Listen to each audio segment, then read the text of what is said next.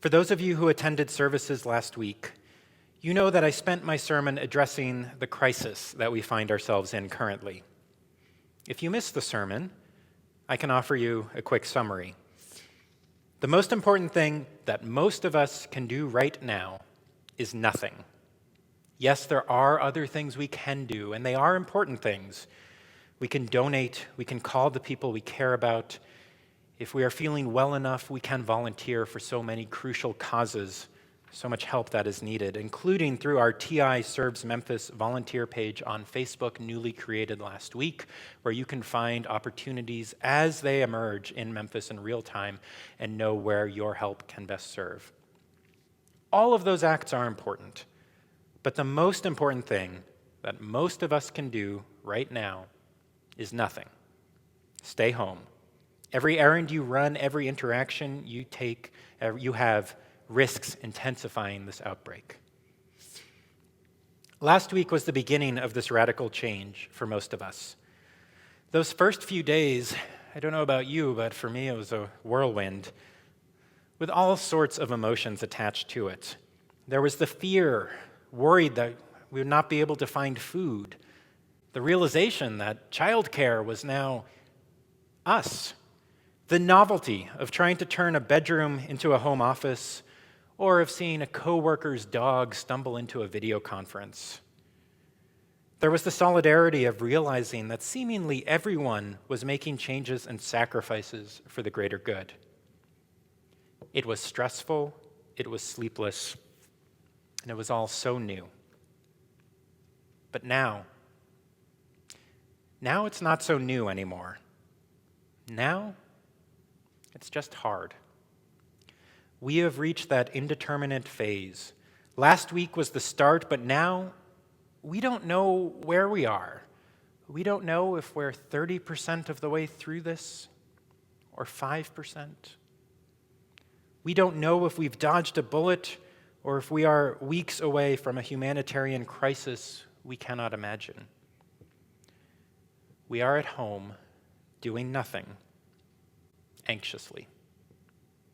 Doing all we can do, which is nothing at all.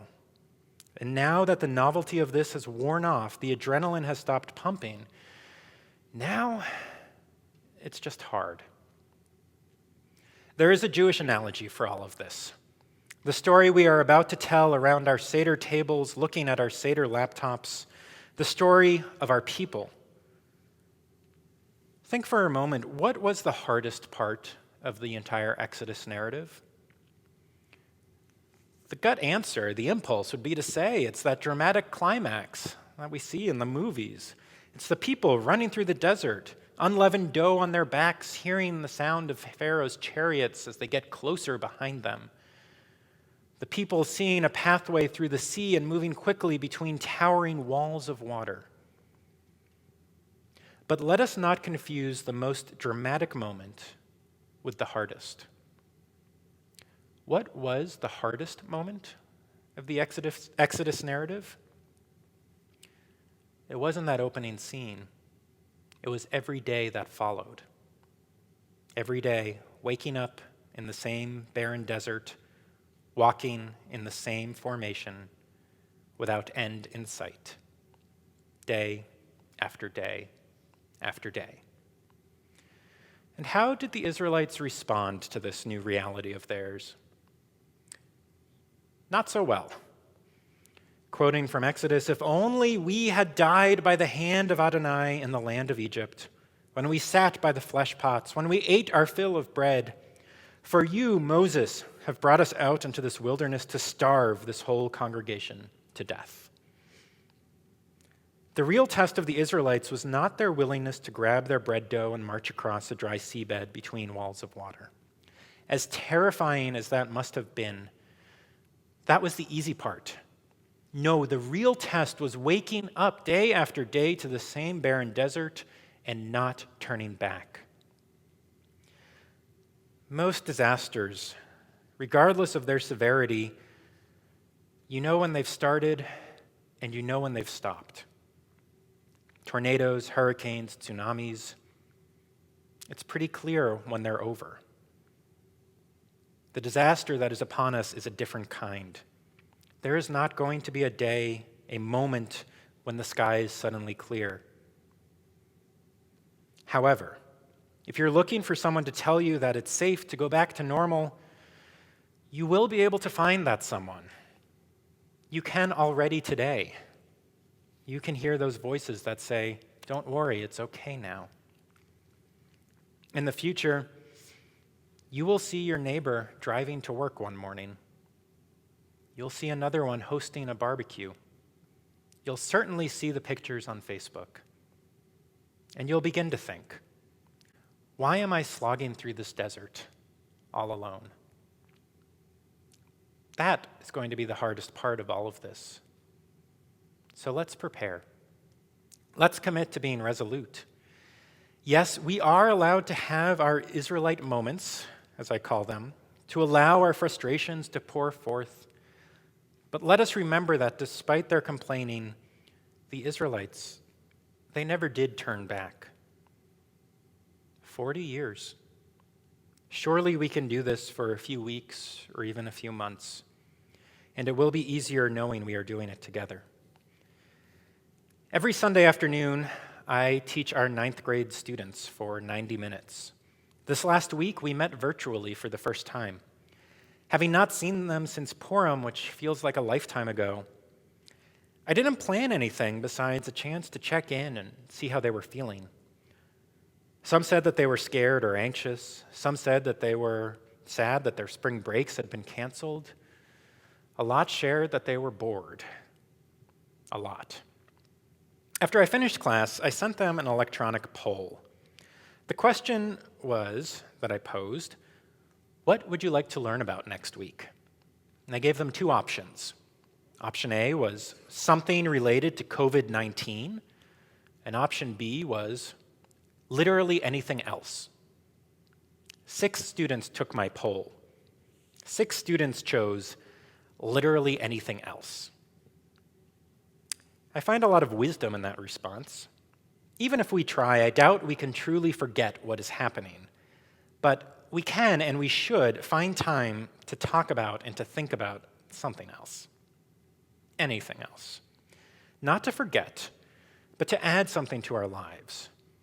In the Jewish tradition, what we add to our lives is Torah.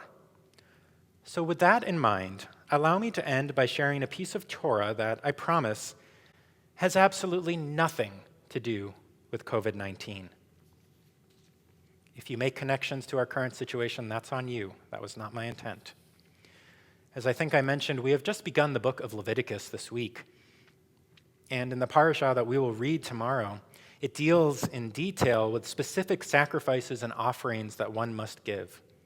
Toward the end of the parashah, we learn about the guilt offering, what you're supposed to bring to atone for a sin that you have made inadvertently.